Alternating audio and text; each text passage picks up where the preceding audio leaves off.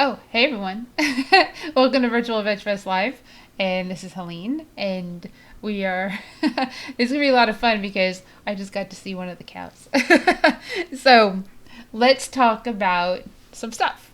First, new background. Check that out. Kindness and Virtual Veg Fest. So that is more applicable to what we're doing. Of course, Triangle Veg Fest is the nonprofit that we run, and Plant Based Network is the partner in our virtual Veg Fest. So thank you to them. And of course, Cows Come Home is our presenting sponsor of our lives this month. I'm going to just have it be the whole month because I want to raise as much money as possible for them. Because if we were doing Scruffy City Vegan Fest, they would be there. It would be October. And that's, not happening because of COVID, but we would talk about highlighting Cows Come Home. So if you don't know about them, you're lucky because today you get to learn all about Cows Come Home because Randie Gentry is joining us live in just a few minutes. She just got home. She's getting ready to come live with us, but I want to talk about our contests. First, if you donate $1 to our Pass the Buck campaign, for every dollar you enter, you'll be entered to win a prize pack from Hodo Foods, which will be fantastic. So you can Hey everyone. Oops, what's that? Welcome to Virtual Veg Let me Fest get Live. rid of my If you phone. enter, you'll be entered to win a prize pack from Hodo God. Foods, which will be fantastic. I cannot get my phone to do what I need to do, So let's just put that away. Sorry about that. So you can win a prize pack from Hodo Foods. And then if you go like Virtual Veg Fest, our page on Facebook, our Instagram, you'll be entered to win a prize pack from Follow Your Heart or Sun Warrior or Crofters Organics. And thanks to them for, donating those prizes for monthly. And then we've got this nifty new art. Oops, can I do that? It's really hard for me to do this. Look how cool that is. And that's by Sam Weeman Art. And that, of course, is absolutely gorgeous. And you can find more of her art on virtualvegfest.com along with all our other vendors. She designed our shirts. The design that's on our shirts is by Sam Weeman. So for Nashville Veg Fest, I should say. So Randie is, okay, getting ready. I can see her. Randie's getting ready and she'll be on. She might be the sweetest person on the planet, just so you know. And she doesn't like public speaking. And Cows Come Home, the saving of the cows. I want her to tell you about the story and the background of how it happened. But I met her at Asheville Vegan Fest 2 years ago, the year before I took it over, so 2018.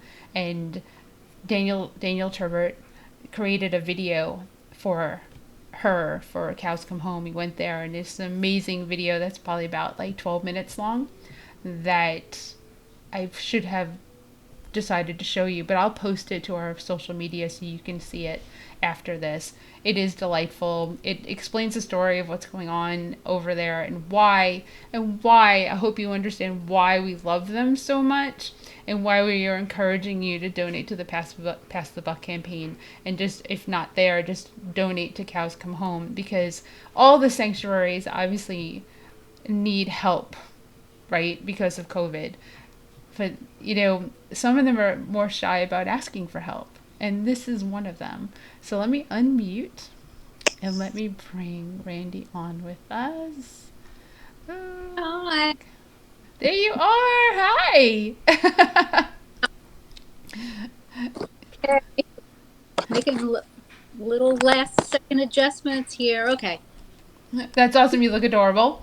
So, and also everyone, if you have any questions or comments, please feel free to put them in the little box and we'll address them as they come through. And Randie, can you tell us more about you and Cows Come Home and how it started and everything? I can't wait to hear everything. Okay. Well, I moved here in 2001 from Southern California.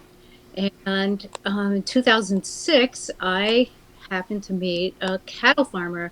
I was vegetarian at the time, so a cattle farmer was not on my radar at all. And there it was. So we wound up getting married in 2008, and he had this cattle farm, and um, I just couldn't, I couldn't understand how you could do this. And then I started hearing cows crying, mamas crying, babies, and I just didn't understand this whole process. was the first time I'd really been close to that. I knew where meat came from, obviously, but it was the first time I'd been close to the process of families and moms and babies. And um, so I started chipping away a little bit at a time. And eventually in 2017, we had split up, but I built a little farmhouse on the farm there because I had cows by then and they were all pet. So he stopped by and said, I can't do this anymore. He was really struggling with it, and he always had. And so I just jumped at the chance to, before he could change his mind or come up with a plan B, and just said, well, look, I'll start a sanctuary. You have to give them to me. I'm not buying them. And they can stay forever, right where they've always been. So he said yes. And then I went about trying to figure out how to do that. And I'm still trying to figure out how to do that. Doing it. And so 50 plus cows live here now, and moms, babies, grandmothers. It's kind of unique because the dads live here. So we get to see the interaction, not just, we all know that, moms and babies need to be together and that the baby should stay with the mother. But this is unique because we've got the dads that are part of the family. They're a very important part of the family. Um, they spend a lot of time with their kids. They know which ones belong to who, and they sleep together in groups, family groups. So it's really interesting, and it's something additional that we are able to teach visitors, and they can learn about not just the relationship between a mom and a baby, which is well established, and we all know that's the right thing to do, but that fathers play a really big role in the family. So it's kind of a cool thing. It's kind of unique, and we really enjoy it. And people go out and hang out with the dads because they're so big and really cool. And um, so it's different, but we're happy that we're able to do it. And we are humbled when we walk out here and see these sentient beings and these families that are long term. We have some 20 somethings, mamas, and some of their daughters are 7, 8 years old, and some are grandmothers. So it sort of slipped through the cracks while Rick was making up. Oops. Babies. So, so, so that's how we came to be. And Rick lives right across the road, so he is involved every day. Um, we take care of everyone, and we have a really great volunteer, Spencer, who is like our weekend resident, who comes here, and he's like the cow whisperer, so he can go out there and hang out. He knows everyone's personalities, and he spends a ton of time with them. So we're really fortunate to have someone that knows them the way he does, and spends the time that we don't always have with them during the week. Yeah, just so everyone knows, Spencer doesn't live on the Knoxville side. He doesn't live in Tennessee. He lives in North Carolina in Asheville. So he drives through that mountain pass all the time to go and help at Cows Come Home, go and help Randie and Rick, which is amazing because he was in Knoxville last year and I was like, what? He was like, I'm always here. So Yep. the kudos to Spencer because that's huge. I mean, that to have a volunteer like that, I mean, it's family. It's way past volunteer. He is family, but it was instant. He was instant family when we met him, and he loved the cows. And got here. Well, he got here when Daniel was shooting the film, and he got here at a really important time because there were some really milestones and transitions happening, and he was here to kind of help us through that and to witness some things that you don't always get to see. We had a cow that had a baby. Went back to check on her. Well, she'd had another one, and we didn't realize that she was carrying twins, and she had gotten down and she was paralyzed. So right before Spencer got here, um, this cow was down for 10 days, paralyzed for 10 days, and we did not give up building tarps over her and building people, make sure she was okay. It was the winter that it was so rainy and so miserable. And we got her to the barn, to a shelter under a barn where we could take better care of her. And the vets were like, if they're not up in 2 or 3 days, they're not going to get up. But she just had a spirit about her and a will. She had 3 other children out in the pasture already that she needed to get back to. And on the 10th day, she sure enough stood up. And it was shocking to everybody. So it was kind of cool that Spencer arrived right around that time, so he could be a part of how she healed and came back and joined her herd again. It was definitely different. Well, it was pretty miraculous, actually. Well, yeah, I mean, imagine, I mean, carrying, even for a human female, carrying two or more babies is traumatic on the body. So, I mean, she gave birth to an animal that could stand up. Yes. And then she gave birth to another one. So, I mean, that's a lot of space inside of her body that was meant for maybe one at a time. So I can Yeah. imagine that she was like, maybe a nerve was pinched and the rest made it better. Yeah, we just don't know. She was flat out. So you're right. You're right. Having two of them in there, and the second one hadn't come all the way out fast enough, I think. So you're right. It probably was a pinched nerve. Um, it was really scary. How So are yeah, they doing now? How are the calves doing now?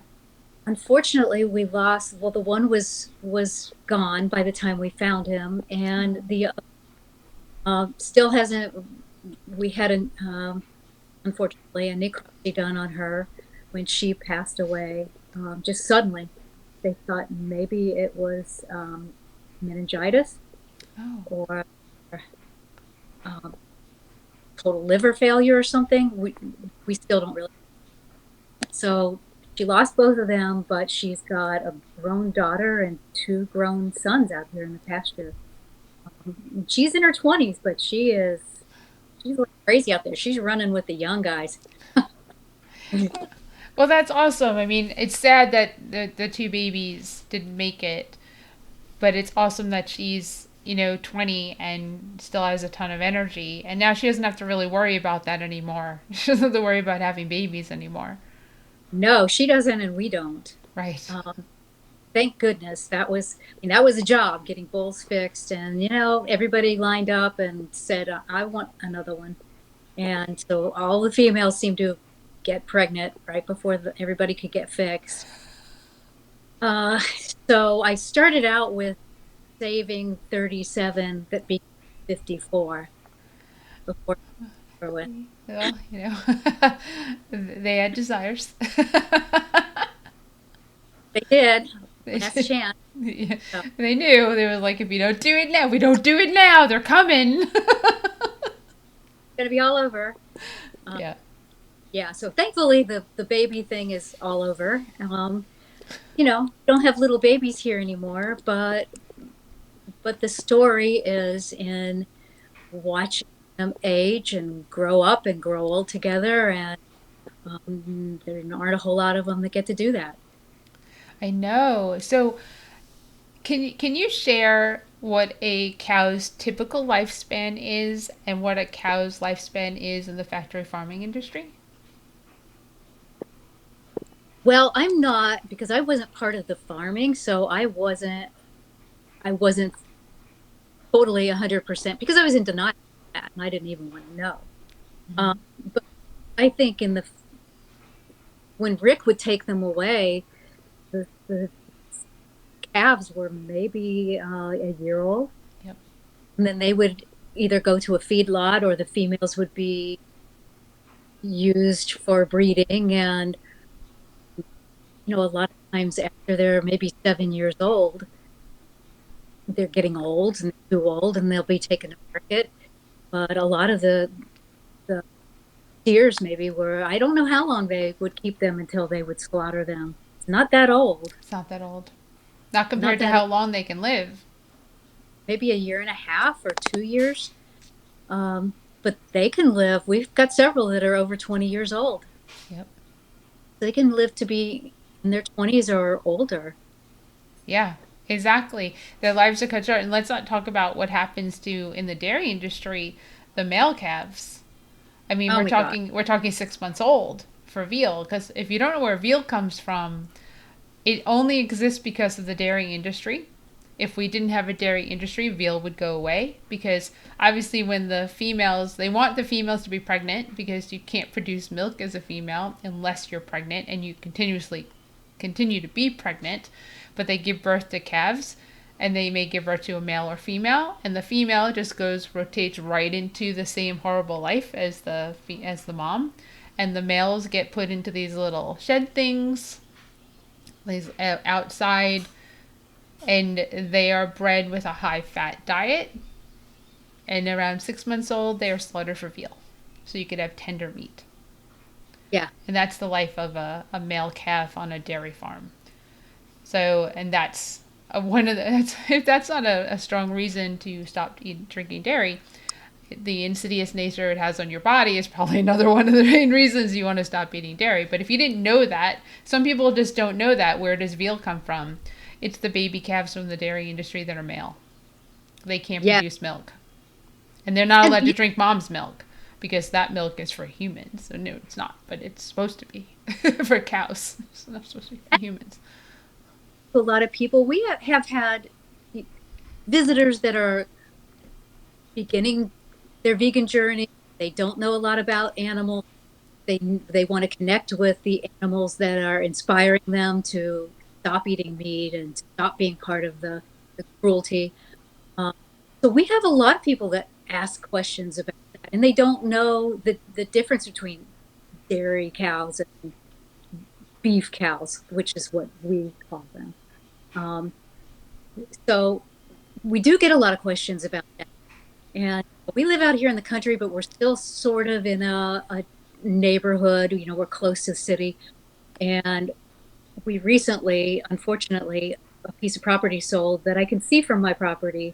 And they brought in a couple of steers that have, I think it's a November 3rd slaughter date. And four little dairy calves have just been over. And we know what they're for.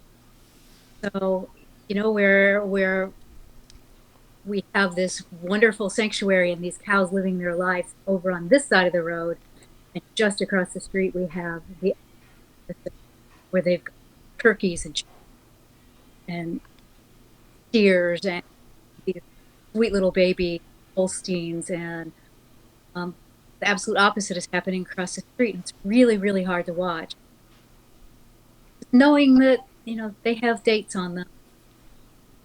Yeah, it's incredibly difficult. I see the potential positive in the future of when and if they don't want those animals anymore, they can travel across the street to sanctuary instead of, going to slaughter. And that, if that relationship could be built, that would maybe save them from becoming someone's dinner. Well, unfortunately, we've got so many cows on the land right now that it would be really hard, but it would be really tempting. Yeah. But we also are contacted about a lot of cows, both the dairy cows and the beef cows, and we have been able to help get a lot of them placed. So I wouldn't hesitate to jump on that if I had the opportunity and try to find homes for them. Fortunately, everybody's going to live forever around here, so and that's okay. You have to do the responsible thing, but we're here to find everyone homes that need if we. Right, exactly. Because as we've spoken about with all the other people that are directors of sanctuaries or run sanctuaries, like Cotton Branch and Afton at Pigs Preserve and Lenore at Piedmont Farm Animal Refuge, they've all come on. And the most important thing is, yes, you get calls every single day, probably multiple times a day, saying, can you help? Can you help? Can you help? And the answer is no for the majority of those calls, because your first responsibility is to the ones that you are already taking care of. And as much as you want to save the whole world, it lessens your responsibility, or the care for the ones that are already in your, in at your sanctuary. Yeah, because either money, it costs a lot of money to do this. So, I mean, and of course, like issues with hay and like fires, and like we'll get into that. And because that was an interesting text I got last week. Oh, there was just a fire trucks were here, and I was like, what? Yeah. Yeah, that was a pretty big tragedy. Um, yeah. So we have to buy about 400 bales of hay a year. We have a field behind our house that our neighbor is kind enough to let us have to put hay up in it as well. Um, Rick and his dad used to put up all the hay they needed, but as everybody had a baby right before, um, there are more cows here than there ever were before. We have way more animals than they ever kept when this was a business. So we were out putting the last of the hay up, our last cutting, last 30 bales. And I looked out the window and I could see smoke over the horse barn. And golly, what is that? This is while you and I were like Yeah, texting. yeah. And I went over the fence into the field next to me and I saw just flames and smoke. And Spencer was here, so he came driving up on a tractor, and just I couldn't read his face. I thought, oh my gosh. And the baler had caught fire. So baler just burst into flames. So a really important piece of equipment is gone. We don't know that we're going to be able to afford to replace it. We may have to look at having somebody come in. And so the free hay that we had is not even going to be free anymore. So yeah, it was discouraging, but it was attached to a Kubota, which would have been a whole lot more to replace, that we could not possibly have ever replaced that.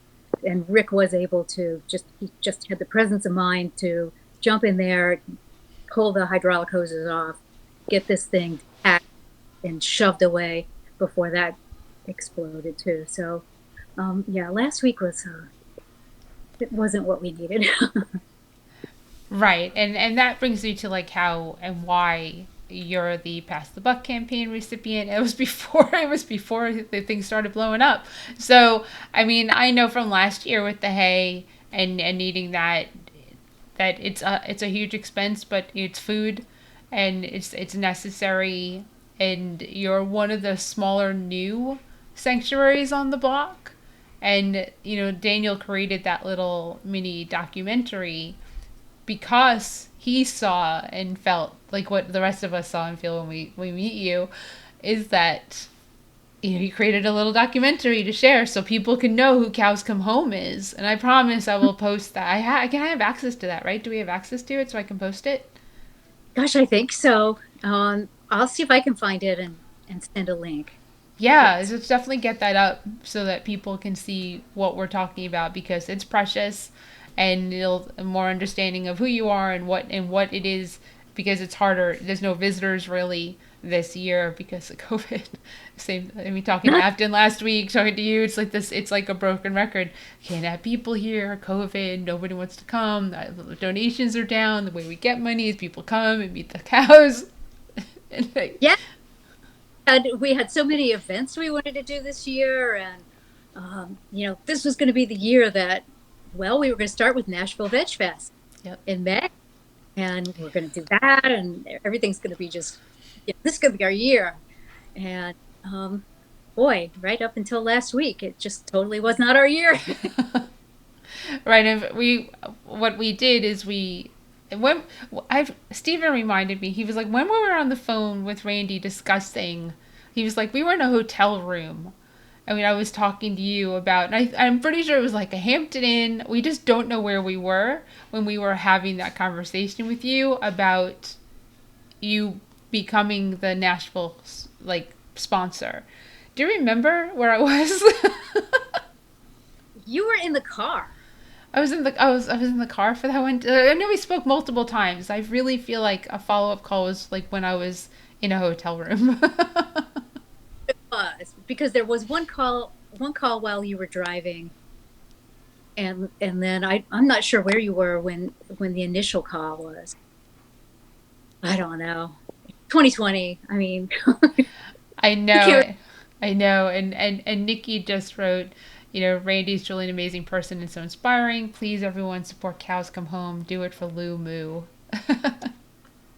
Is this Nikki? I can't see it. Is it? It's Nikki White. It's probably because you're on the phone that you can't see the comment, but I put it up on the screen. So yeah, yes. See the feelings that what you have everyone feeling when they know you is the same like across the board. And then with Nashville, we decided that Cows Come Home was going to be the presenting sponsor of Nashville Veg Fest this year. And it was great for May, then it didn't happen. Then we moved to November, and maybe Randie could come for one of the days or like something, like try to work it out because there was a trip to California, I think, that probably isn't happening now anyway. And then it's moved to October, and you can't make it, which, you know, is sad, but we still have you as a sponsor of the event, just not the presenting sponsor of the event. Thank you. Oh, you're Hey, we welcome. were there in spirit. That is Oh, for sure. oh There in yeah. No, next I year. hear you. Start all over next year. Right, because that's what will happen. It's just like we'll just do what we planned on doing this year. Next year, I hopefully with less risk than this year, but we'll see.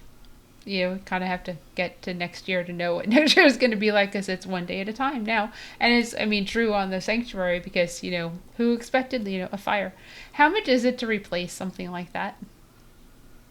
Um, if we buy a used one that's comparable to the one he had, it's about $4,000, Okay. which, for a piece of equipment is not that much for what it does. A brand new one is probably in the 20s. Right. So Yeah. we don't know if we're going to be able to pull it off. We're trying to get Lou's barn built so he can move up on the hill and not be the greeter at the gate. It was cute when he was little. It's not so cute when he's not little. He's a boy now. You're going to find out. Yes. uh, he still thinks he's little though. So we've got a pasture ready for him, so I can see him out my kitchen window still, and a couple of our little orphaned guys and their grandma, their prairie grandma, is going to move with him. So Lou can start be a part of a herd. He really needs to learn how to. Right. Not be with humans, but actually be with other cows. And he does spend time over there with them, but at night he's standing at the gate and he's like, I'm ready to come home now. So he needs to start thinking about home being somewhere else. Right. Well, yeah, welcome to parenthood. Exactly. So, when he was little, you could kind of rein him in and whatever, but now that he's big, he's peeping in all the windows. And that's one of the things he does. He's a peeker. That's why that's what that whole means is he looks at things from here and peeks around all the time. Did it when he was a baby. He still does it, even if he has to bend down and look through a window so that the showing is right there. But if you have guests or I'm getting ready to go to bed and there's somebody in your window, and even though I know it's him, it still catches you off guard, or you go to open the door to leave for work in the morning and it's like, wow. So it's really tough for Lumu to, we have the funds to build a small barn. When we do most of the work ourselves, that's the other thing. We're really looking for someone that can help us square up a barn. we've got plans for it, and maybe a 24 by 32 barn up in his pasture. And we're able to purchase all the materials, doing a lot of work ourselves, keeping the cost down, using raw lumber and things like that. But we desperately need someone that can just square it up to begin with and frame one in so we can get going on that. Okay, well, that's definitely a put out into the universe for someone who To the wants to come out to, like, just outside of Knoxville, Talbot, Tennessee, and help square up a barn and a sanctuary, hang out with a cow that's a peeping Tom. And, He's interested. He likes heavy machinery and projects, so he'll be there to help. yeah, I mean, that's.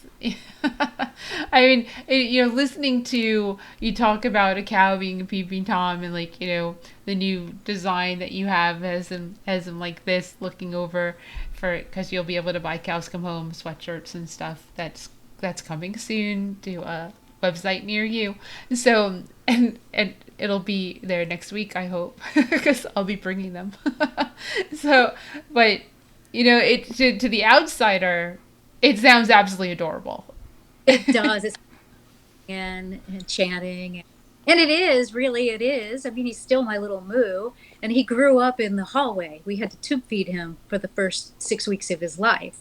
He's the little guy that it turned out that he just hated milk. Um, he was orphaned when he was a baby because the birth was so difficult that his mother just went into survival mode and just, when he was pulled and dropped down into the mud in December, they thought he was dead, and then he blinked an eye and, oh my gosh, he's alive.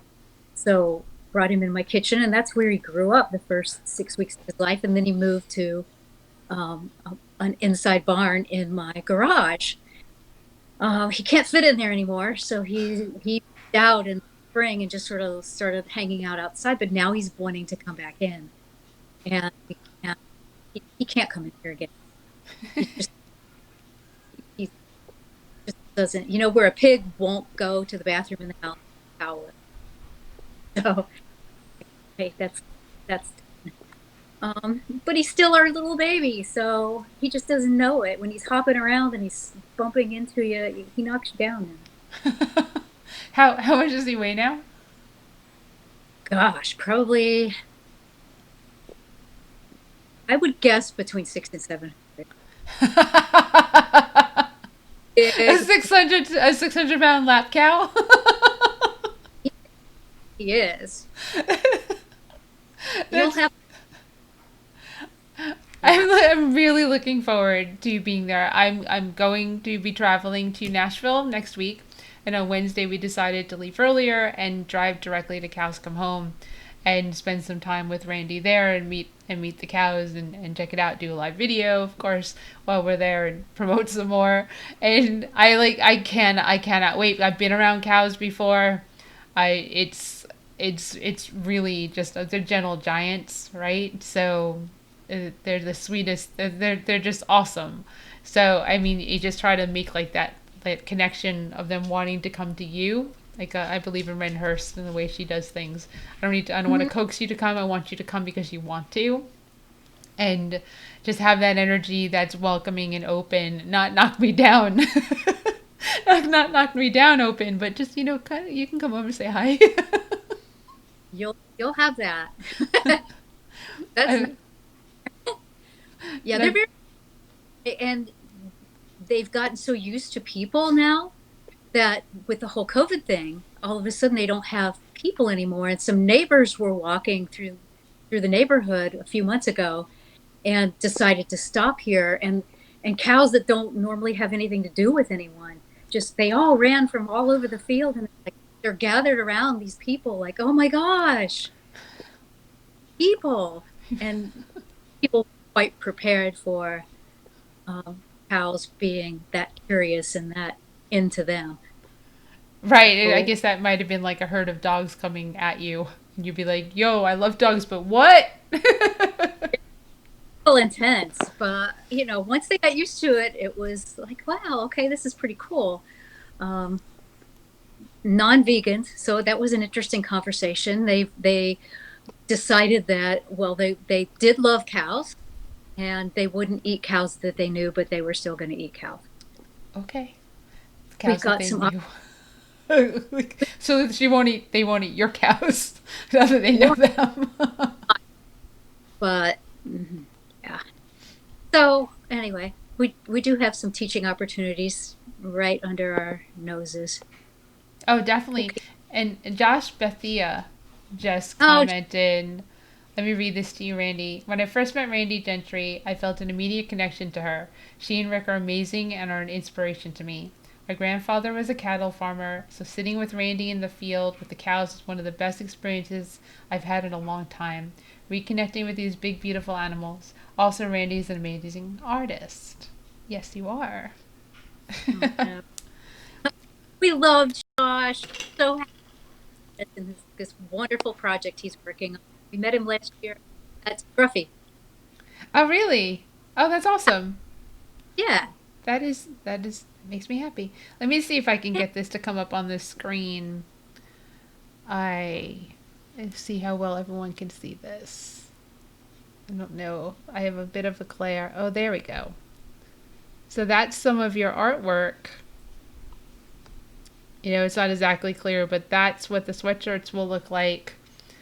And those will hopefully be with you like next week. So if you want a sweatshirt, then you can pre-order one of those right now if you like. Just let us know your size and send a message to Randie, and she'll send a message to Kelly, and then we'll make sure we have your size. Or Kelly can make it and just ship it right to you, and we'll let you know the price and let you know what the shipping is. So if you want one of those cool sweatshirts, just let us know. Either one of us, I'll make sure it happens. I, so so maybe I would have actually have one on hand. I did. Wait, say that again. You broke up, so I didn't hear the first part. I did order a few extra, so I do have some pre-orders, but I ordered some extra ones as well. So maybe I'll have some on hand.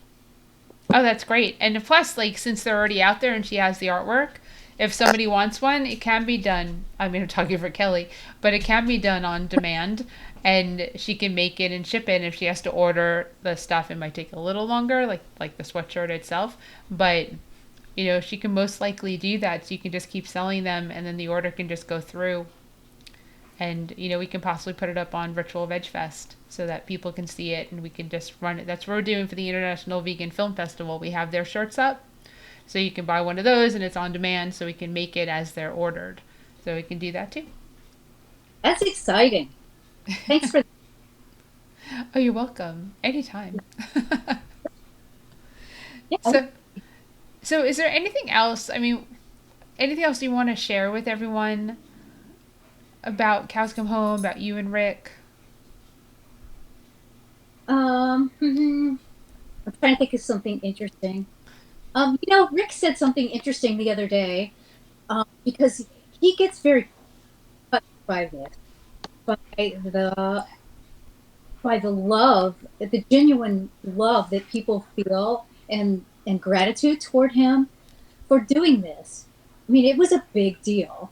This was livelihood, and he just basically gave me $37,000 worth of something that belonged to him.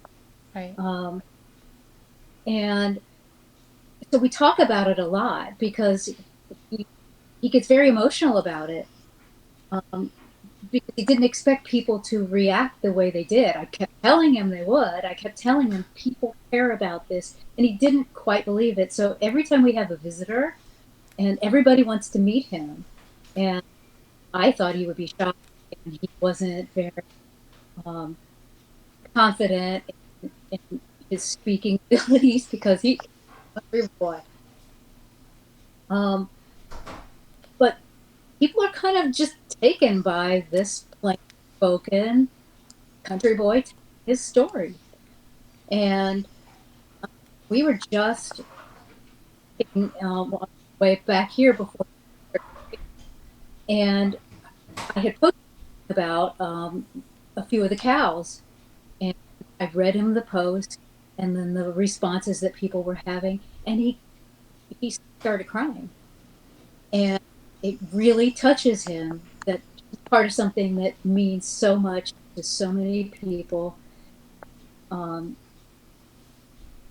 but it's also he gets to spend time with these cows and he, that he was ever a part of doing anything other than loving them and caring for them. And so the other day we were doing something and he, and he said, when I first did this, I sacrificed a lot. He lost a lot. He didn't get a good tax return. Uh, there was nothing about it except what he what he got in his heart for doing what he did. And he said, they sacrificed their lives for me and their children for me for years. That's the least I could do. And I thought for Rick, I thought that was such a profound, simple thing for him to say, that he understood that the sacrifices that they made, um, that they were sacrifices. And I'm always surprised by some of the things that he said. I knew it was hard for him to do it all along. He said he used to drop them off at the pit. Were in this business together, and he would be walking back to the truck and have tears in his eyes. So he'd have to wait a minute and pull it together before he got in with his dad, because his dad was hardcore. They're commodity. They're not cared for. They're not. They don't have feelings. They have a baby, and that belongs to you. It doesn't belong to her. Um, so he was always conflicted anyway. So this is like a huge relief to him, even though it was difficult in the beginning. Right now, he just totally feels I don't even know what the term would be, but he's so grateful that somehow I gave him this opportunity, but everybody that donates to us and cares about us and follows cows come home, it really has done something. It's changed his life enormously. It's changed his life. For somebody that was so set in his ways for so long, one of those people that was the typical person that said, well, I reckon we've always done it.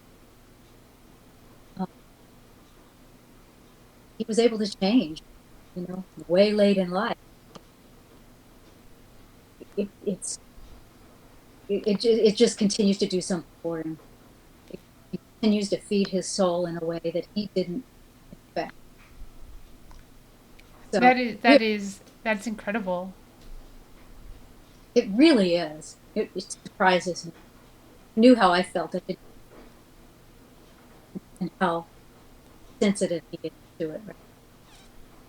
I don't know. Yeah.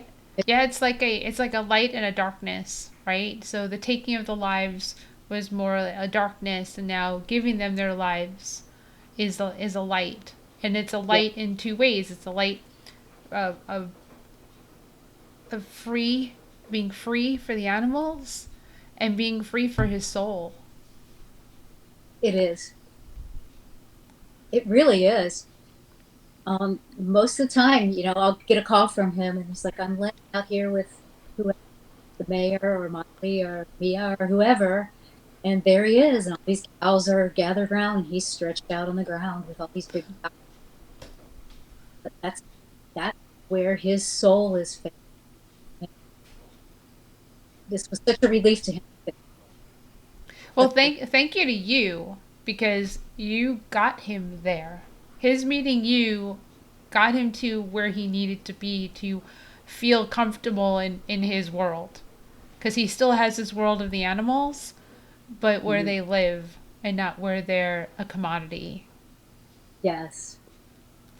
Yes. And once his dad passed away, I think that kind of broke the broke the log jam or whatever that was, Right. everything was hanging behind. And it just sort of freed something that could be himself and he could follow instead of this tradition that was generations old. Yeah, that's as sad as it is that a parent had to pass away. it's the parent passing away that allows you to have the freedom to finally make your own choices and decisions without that looming of judgment or pressure. Yes, that's exactly what it was. That's exactly what it was. So I'm sure he misses his father. They were very close, and they've been in this business together for 50 years. But something was freed to follow his heart. Thank goodness. Thank goodness. Cows and for him, and um, it it never gets old. Every time you look out there and you see someone interacting with their mother or their father, um, or other people, seeing the looks on their faces when they get close to somebody that weighs a ton, sit to them and they a big chocolate. That's pretty pretty good. I'm gonna have you repeat what you just said because it broke up. So you go in and out a little bit, but that time you were like all out. Huh. This is, I don't know why it would be doing that. But That's anyway, better. it was okay. It was just when people are here and visiting and they get to walk out into a field and sit down next to a cow or a steer that weighs a ton, and it puts it he puts his great big giant head that's about the size of a barrel in your lap, and there's just something about that really moves people, and it continues to move him and all of us. Every day is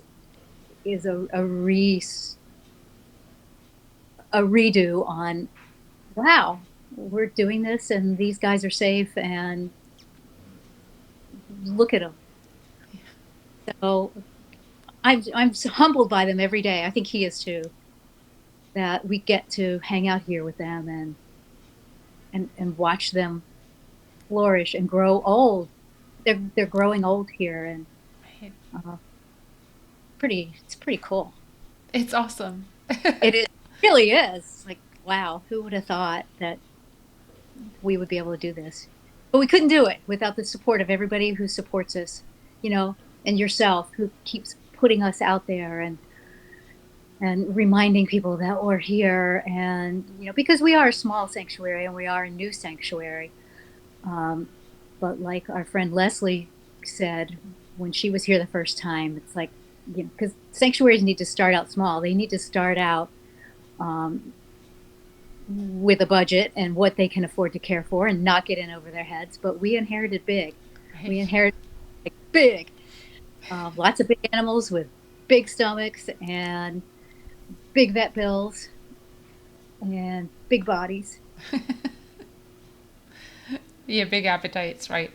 Yeah, I mean, you're right, but it's better than, waiting till the herd got smaller by selling them off Oh to, my God. right? Because that just wasn't an option. So you know what? You go, okay, let's just struggle through this and let's get to the other side and get the word out. So, people can help and eventually come back and visit and Yeah. see why. They'll get it. They'll get it as soon as, I mean, if they meet you in an event, they'll get it. Yeah, I think people do. That's why we miss events. We don't get to see people, and if we're at a Triangle Veg Fest event, we speak with a lot of people and get to share our story with a lot of people. We hear from quite a few of them after we get back home. So it'll happen again. It'll happen again, and we'll start having visitors again, and we'll try some events again. And but here we are. In the Here we are. Right? So if someone wanted to contact you, donate to you, send like a $4,000 used equipment, how would they get in touch with you? Hey, open that thing up, wherever that is. Um, well, we have a donate button on our. It's Cows Come Home Farm Sanctuary is our Facebook page, and then our website is cowscomehome.org. We also have our and we try to do fundraisers. I'm not good at that. You know that. I especially now because there are so many new sanctuaries. There's a lot of need for new sanctuaries. There's always a catastrophe, at least one within 100 miles. Um, and I tend to think, oh my gosh, they need it more than I do, until I get to a point where it's like, okay, I need it worse than everybody, and that's just crazy to do that. Um, so so it is difficult for us to do that when so many others need it, but honestly, it's what keeps us going here. We have to do our fundraising, and we do rely a lot. I'm the sanctuary founder, and the first year I funded the whole thing and took out equity loans on my house and did all kinds of crazy stuff. But I couldn't continue to do that. Right. So so we do rely on donations and the support of our donors. So And please do that. And do you have like a Patreon or something where someone can like adopt one of the cows and we do not have Patreon set up yet. Um, a lot of times people just contact me about, seeing someone in a photo. There are a few of them that are being sponsored right now, but not a lot. There may be six that are being sponsored. So if you see someone in the photos that touches your heart or you just want to help out, um, please contact me, private message me, email me, and adopt one of our one of our sweet big babies here. right, without without them being in your house or being a peeping tom, you can just adopt and help get them fed and any medical care that's necessary, and hopefully not a surprise medical care. So because that always happens. That is how it happens on a weekend, on a Sunday, Of or a course, holiday. right, right. When it's extra, like in the middle of the night, when it's an emergency room extra fee visit thing, you're like, Yeah, can't you do this during the day when they're open, yeah, or how about when they're here yeah. already? I totally understand. 3 dogs, 2 cats. Something's always happening. It's just a family of 5 fur kids, so Yeah. not 50 plus cows or like the 300 100 something pigs or you know 100 plus animals that the refuge has, or like Josh and Evan have like 300 animals on Cotton Branch. I mean, I can you know, imagine. yeah, it's remarkable. Well, I appreciate you, and I'm sorry that I'm not gonna hug you when I see you, but the feelings are there, and I mean I'm just looking forward. I'll be in the same space as you Yeah. and the cows and Rick, and get to see the cows come home, which I couldn't see last year because I was too busy with the event, and this is perfect timing, and the weather should be nice too on the way to Nashville. So, Randy, we were going to do everything we can this month and more to help raise the funds to get that used machine so that you can have hay without it costing more than it needs to. Well, thank you. I appreciate it, and I appreciate all the help you've given. You've helped us so much, but just by support and keeping us out there, uh, keeping us going sometimes, just a boost of happiness is enough to like, okay, get us through a day, Yeah, you know? I tend to pop in when you're like, I really needed this. And I'm like, well, I don't know it, but I guess I kind of know it. Known it, to be standing out, like, okay, we're actually in a field right now with a piece of equipment burning in flames and a neighbor's field that we don't know where that's going to end. Um, you know, field was okay. Baylor, not so much. Yeah, I mean, I guess that of the two things that could go wrong, having the hay burn up would be worse than the baler burning up if there was a choice between the two. Yeah. So Yeah. hopefully, good. It was still in rows and it was just taking off like a trail of gunpowder. So it was taking off in little rows Oh my God. through this pasture or this field, while the baler just burned and smoldered off to the side. Oh gosh. So we didn't really lose hay. Thank goodness we didn't lose hay, but we lose the ability to do more hay. Right. Yeah. So I mean, I'm gonna make that a goal to help raise those funds for you. Oh gosh, hay. Even a little bit, even a little part of it. Yep. We'll figure it out one way or another. We'll figure it out. And oh, Lumu, by the way, has a little growth on his eye, so that's being keep him in your thoughts because he's getting surgery on that Tuesday. Oh, and Tuesday coming up, will he be home on Wednesday? Yes, he'll Okay, be good. home. Okay, good. He might be more subdued. And a pirate. That'd be that'd be awesome. Well, Randy, thank you so much. I look forward to seeing you next week, and you know, doing more as much as we can, and following up and whatever we can do. Thank you, and thanks everybody. Thanks to everybody who supports us and cares about these cows so much. Oh, definitely, definitely. Well, you have a great rest of your weekend, and I will see you next week. I will see you soon. All right, bye, hun. Bye. Bye. So everyone, yeah, I think you get it. If you don't get like why everyone kind of falls in love with Randy when they meet her, if it didn't come through there, then when you meet her in person, you'll totally get it. I'll tell you a little story before we go. At Asheville Vegan Fest in 2019, one of the vendors decided they were going to donate back from their sales to the festival, as we're a nonprofit, and he handed me $50 in cash. And I was like, it was surprising. I didn't know what to do with it, so I put it in my pocket. And then I walk around and I go to all the booths. So when I got to the Cows Come Home booth, I just kind of took the money out of the pocket and handed it to Randy, and I was like, here, this is for you. And like cried because that's just like kind of what happens. And it was like it could have been thousands of dollars. It was $50, and the happiness and the appreciation from that donation what just exuded from her. I mean, tears. I cried. And I was like, I couldn't think of a better place to give that money to. And yes, we're a nonprofit, but our goal is to give money back to the people that need it in the communities that we do events. And that's one of the things we miss so much about this year. Without having the events, we're not raising the funds. So if you can donate to our Pass the Buck campaign, which is our thing to create some movement or momentum around these nonprofits, and if you watch this, then if you get to this point of why you want to donate to Cows Come Home, or any sanctuary that you feel connected to.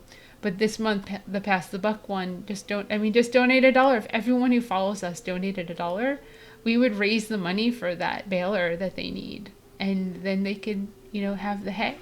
That would be, if we can make that happen, oh my God, I would cry. All right, so once again, when you go out, please wear a mask, right? Over your nose, under your chin, very simply, not here, not here, not around your neck. Please wear a mask when you go out, social distance, so that we can get past this virus sooner rather than later. I mean, it's like a broken record, but my hope is that by next year, we can have a little bit more normalcy with events than we'll have next weekend at Nashville Veg Fest, which is October 17th and 18th in Nashville, Tennessee. Get a ticket, sign up, join us. Social distancing, mask, temperature checks, all happening. Limited attendance in sessions. Please do it. And of course, vote. I can't impress upon you more of any year, of any time. Actually, you know what? Anytime that there's a vote. It's a right. We have it. People fought for it, especially for women. People of color didn't have that right. Vote. No matter who you vote for, just express that right and do it, because it's important. And the only way you facilitate change is by electing people who somewhat align with how you feel and what you want. And the way that you can do that, from school boards all the way up to president and everything in between, vote, especially locally, because that's where you're directly impacted. It's the people that you get voted into your school boards and your local Congress and House of Reps and your states and your cities. Just vote. And have next Tuesday, we have a cooking demo, Food for Life. instructor Besa from coming on from New York. She's a sweetheart. So I'm really excited to see what she's going to do, and that'll be 4 p.m. Eastern Daylight Time on Tuesday. And then, throw some lives at you from National Veg Fest next weekend, but that's it for the week, and then we'll come back the following week on Thursday and I think Saturday, but I don't know. So just going to get through this week and next week and see what happens. Everyone have a great rest of your weekend, and I appreciate you and supporting us and everything, because none of us could get through this without each other. So thank you. Bye.